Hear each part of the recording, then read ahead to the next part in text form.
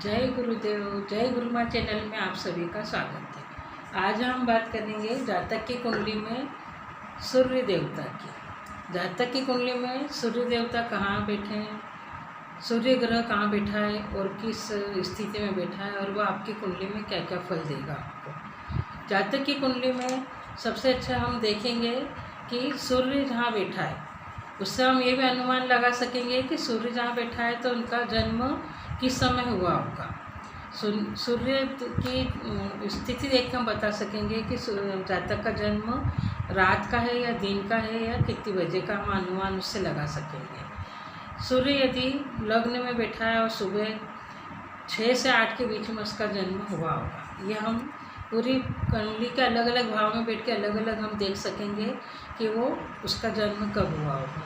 दूसरी बात हम देखेंगे कि सूर्य आपकी कुंडली में उच्च राशि में बैठा है या नीच राशि में बैठा है, या कौन से भाव में जाके बैठा है, त्रिक स्थान में बैठा है या अच्छे भाव में बैठा है, केंद्र में बैठा है।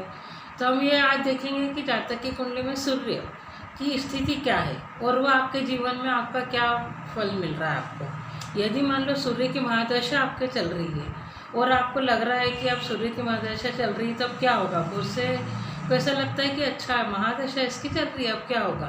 लेकिन डरने की कोई ज़रूरत नहीं है। सूर्य अगर आपकी उच्च राशि में बैठा है, अच्छे भाव में बैठा है, केंद्र में बैठा है और उसके ऊपर अगर सौम्य दृष्टि आ रही है तो आपको वो बहुत अच्छा फल देगा। सूर्य से आपको गवर्नमेंट से बहुत फ़ायदा रहेगा। अगर आप जॉब कर रहे हैं या बिजनेस कर रहे हैं तो आपको गवर्नमेंट से रिलेटेड आपको बहुत सारे उससे फ़ायदे मिलेंगे। सूर्य आपको ऊंचाई पे ले जाएगा आपकी जीवन में, कभी भी उससे आपको कोई नुकसान नहीं होगा। सूर्य यदि आपकी नीच राशि में बैठ गया, गलत भाव में बैठ गया या आपके उसको कुदृष्टि आ गई है, तो उसको थोड़ा सा हमको उसको पूजा पाठ करके और अपन कुछ जप तप करके अपन उसको संभाल सकते हैं। यदि सूर्य आपकी नीच राशि में बैठा है तो आपको थोड़ा सा उपाय करके उसको अपन आगे उसको अपने जीवन में कर सकते हैं कि हमें इससे फ़ायदा हो। और वैसे तो जनरली अपने उसमें है कि सूर्य भगवान को जल सभी को चढ़ाना चाहिए।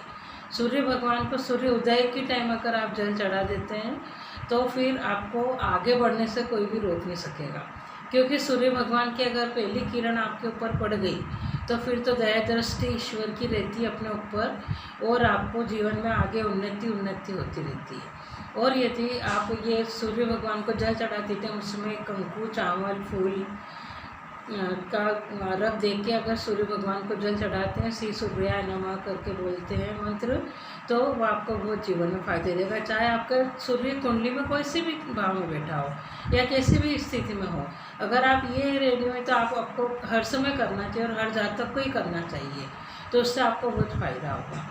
दूसरी बात अपन देखेंगे कि सूर्य मान लो अगर नीच राशि में चलेगा तो बहुत से का हमारे पास सवाल आते हैं कि अब हमें क्या करना चाहिए। घबराने की कोई आवश्यकता नहीं है।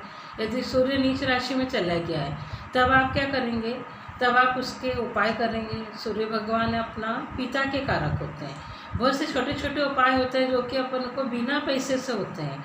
बहुत से ऐसा है कि जब कराएंगे तो इतना पैसा लगेगा या ऐसा करेगा, ऐसे कोई ज़रूरत नहीं कुछ करने की। आप खुद ही मंत्र जप करें, रोज़ सूर्य भगवान को जल चढ़ाएं, आप एक मंत्र जप करें। दूसरी बात है कि सूर्य पिता का कारक है तो बड़ों का कारक है अपना। आप सबसे अच्छा घर में आप उसको सुधार सकते हैं कि घर में आपके बड़े बुजुर्ग जो भी है, वरिष्ठ है, ऑफिस में आपके बॉस है, जो भी आपके अधिकारी है, उनकी आप सेवा करके, उनका आप रिस्पेक्ट करके, उनका आप सम्मान देते हैं, उन्हें आप माने कि हमारे सूर्य देवता के कारक है, तो आपका सूर्य वैसे ही भी अच्छा हो जाएगा। कभी भी हमें बड़ों का अपमान नहीं करना चाहिए। अपमान तो छोटों का भी नहीं करना चाहिए, लेकिन सूर्य की अपन बात कर रहे हैं तो सूर्य को अगर पॉजिटिव करना है अपने को अपने जन्म कुंडली के अनुसार, तो हमें उसका ये छोटे छोटे उपाय घर में ही करना है। अपन नहीं तो सूर्य देवता को जल तो चढ़ा रहे हैं, लेकिन इधर घर में पिताजी बैठे हैं, उनसे कोई मतलब नहीं है, उनके अपन देखभाल नहीं कर रहे हैं, तो वो आपका सूर्य देवता का जो जल चढ़ाया है वो भी बेकार जाएगा। क्योंकि ये बहुत छोटे छोटे उपाय रहते हैं लेकिन इन पर ध्यान नहीं देते हैं और इससे फिर अपने हानि होती रहती है। तो सबसे पहले अपन अपने घर में जो अतिथि आते हैं, अपने जो बड़े रहते हैं, उनका अपन सम्मान करें, तो आपके सूर्य देवता वैसे ही खुश रहेंगे और आपके हर स्थिति में आपका कुंडली में जैसा भी आपका ग्रह होगा वो आपका सुधार होगा। सूर्य देवता के लिए आपको ज़्यादा कुछ दान वगैरह या ऐसा कुछ विशेष की बात नहीं है।